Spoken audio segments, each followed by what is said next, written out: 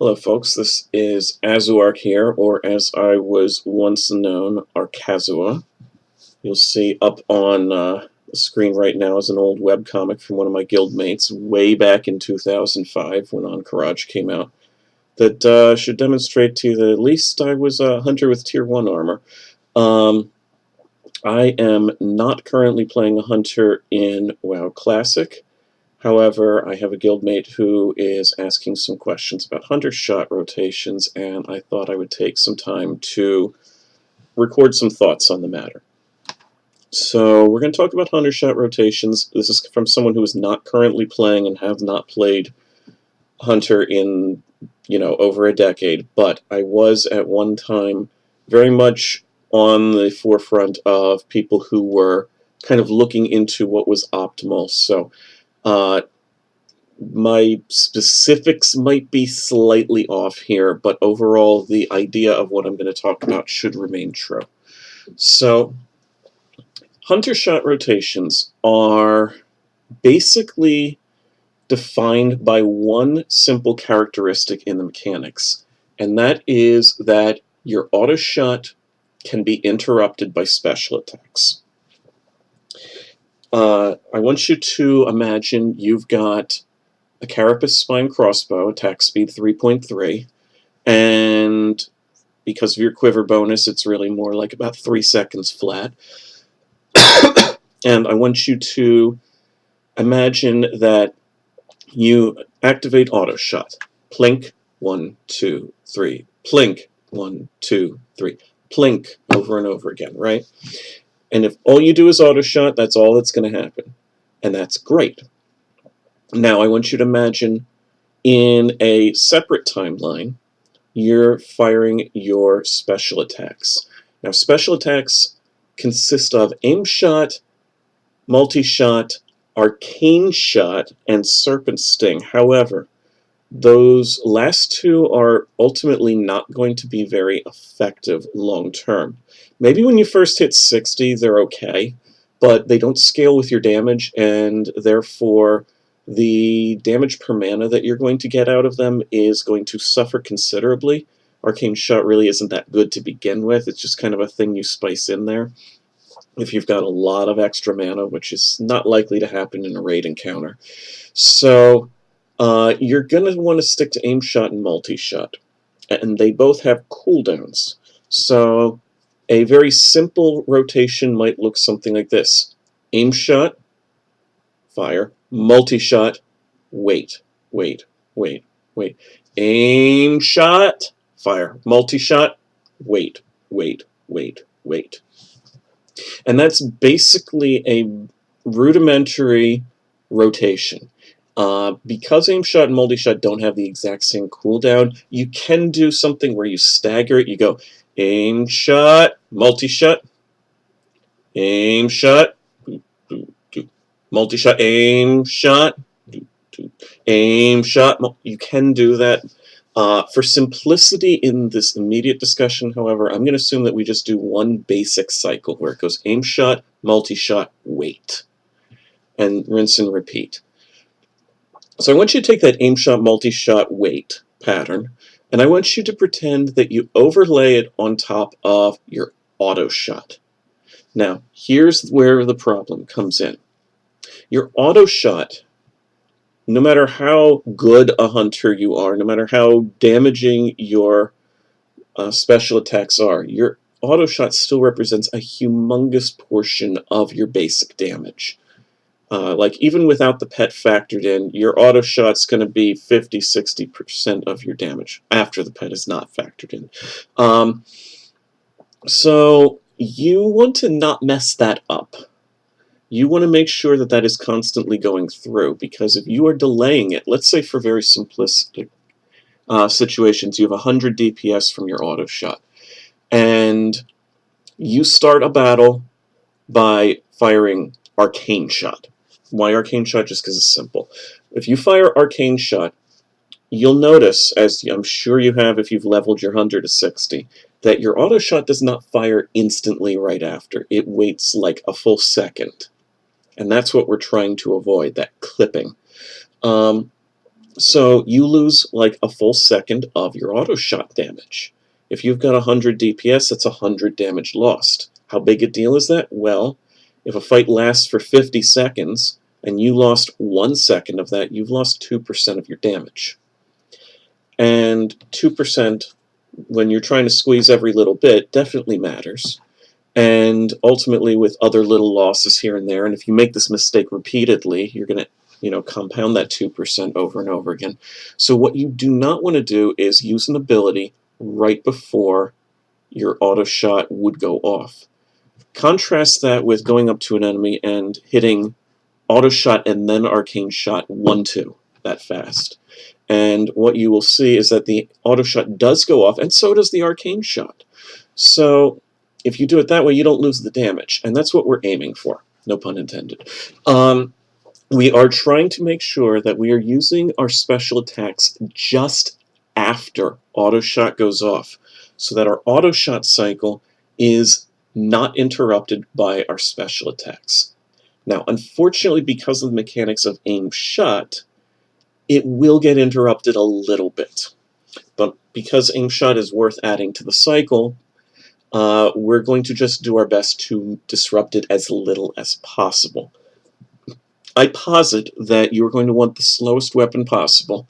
I'm not going to really do much of a proof on that, but I will kind of explain that a little bit later. But for the sake of argument, let's just pretend that we are using a very slow weapon that has an auto shot after quiver bonus of roughly 3 seconds. So what you want to be aiming for is that you set your auto shot to go off, and as soon as it does, you immediately begin an aim shot. Now, the aim shot's going to have its 3-second charge time, which is affected by haste bonuses, so it will be slightly less than 3 seconds, maybe about 2.8. But as soon as that goes off, now your character is eligible to fire another auto shot, and ideally it will. It will, but hopefully it does it immediately. As soon as your hunter fires your auto shot, then you're immediately going to hit the multi-shot button. You're not going to jam the multi-shot button because you want to make sure the auto shot goes off. But as soon as multi-shot fires, then you wait for your auto shot, and then you have to say, all right, when my aim shot is ready, do I fire it? And the answer is usually going to be wait for the next auto shot. So you're going to do auto shot aim, auto shot multi, auto shot aim, auto multi, auto wait, auto. And that's basically going to be the way that you want to run your rotation. Now, how you do this, some people use a shot timer add-on. I personally don't think it's necessary. You may find a slightly higher degree of precision. You might find that the human error, the delay in there is 0.1 seconds rather than 0.2, which is significant, don't get me wrong. You might find that you want to use a macro. Macros are something that some people rely on, but I don't like them because they're not very flexible and they don't allow you to deviate from that when the situation calls for it. My recommendation is that you put on your hotkeys. Number 1, auto shot. Number 2, aim shot. Number 3, multi-shot. And they don't have to be those exact numbers, but that means all you have to do is to start the fight, you hit your 1 and immediately hit 2. And then as soon as it goes off, you watch the auto shot, then you hit 3. Then you wait for another auto shot and another auto shot, and as soon as it fires, you hit 2. It shoots, you hit 3. And that's all you have to do for your shot rotation, is basically those 2 skills. And that is the very simple and very easy, effective way to do a long-term shot cycle.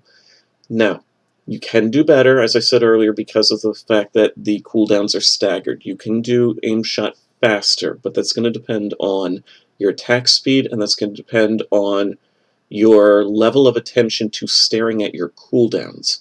The problem with staring at your cooldowns is it means you're basically ignoring the fight mechanics because you're so fixated on those cooldowns.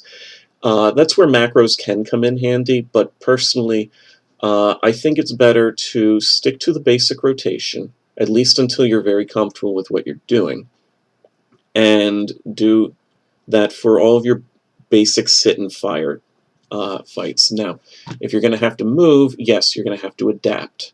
So if a big ball of fire suddenly appears under your feet, yeah, you got to move. You can't finish your auto shot, or your aim shot, rather.